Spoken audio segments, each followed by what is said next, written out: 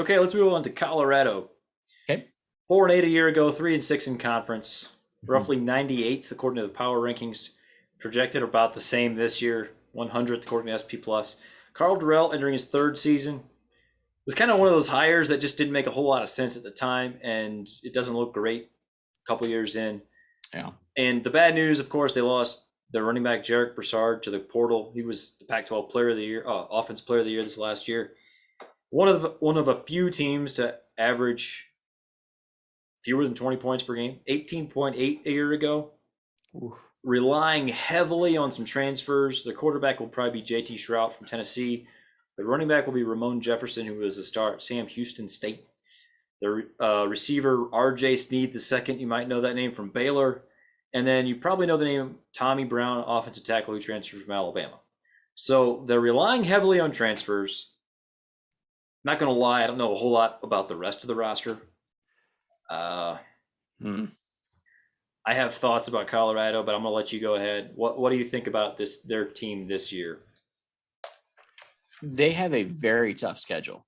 I think that's what popped out at me. Their first 3 games are all non-conference games. They have TCU, at Air Force, and then at Minnesota. Yeah. Those are tough games. Those are not cupcakes. This isn't UCLA. We're not talking about Alabama State or what was the one that Northern Arizona University. We're not talking about teams like that. These are good football teams that Colorado will probably lose to.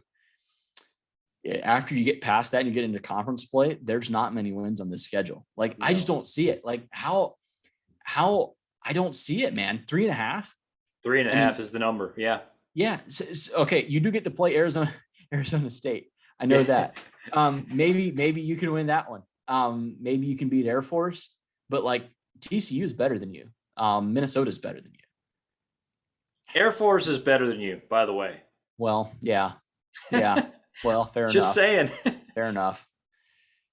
I'm going under. I don't think they get to 4 wins. I think 3 is much more likely than 4. Yeah, I don't. There's no pushover. There's no cupcakes here, which I think really hurts your chances. There's no cupcakes. That's the thing. There are 0 games you can even pencil in a win. Yeah. Everything is either a toss-up or a heavy underdog. Right. Yeah. You're either in a fist fight or you're going to get blown out. There's just no way you're winning 4 of those. I think that, they have a chance against Air Force. I did say that, Air Force is better than them, which I think they probably are, and it is at Air Force. But you never know. I think Colorado, they probably have a more talented roster than Air Force does. Maybe they figure out a way to win that game. Yeah. Maybe, like you said, they might beat Arizona State. Who knows how? Could be Cal, could be terrible this year.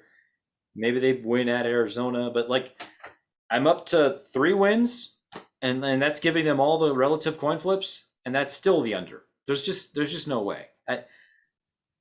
This is probably my most confident pick that I've done so far this offseason, honestly. Give me the under all day. I'm guessing it's juiced heavily. I didn't actually check the juice on this one. It is. I don't care, man. Yeah. I don't care how heavily it's juiced. I take it anyway. Yeah, agreement from me. I'm not going to disagree here. Common sense takes over too much once we get the emotion of Arizona State out of the way. Yeah, heavy agreement. I think I just don't see how they get to 4. They have to win 4 games for their over to hit. Yeah. Are you telling me they're going to win 4 of those coin flips? Because they're either going to get blown out by teams like Utah or USC, and then you're going to be in fist fights for every other game. You're going to be in an absolute fist fight every game. And I don't see how you get that. You're going to be at a talent deficit, especially at the key positions like quarterback, even against Cal. So yeah, agreement there.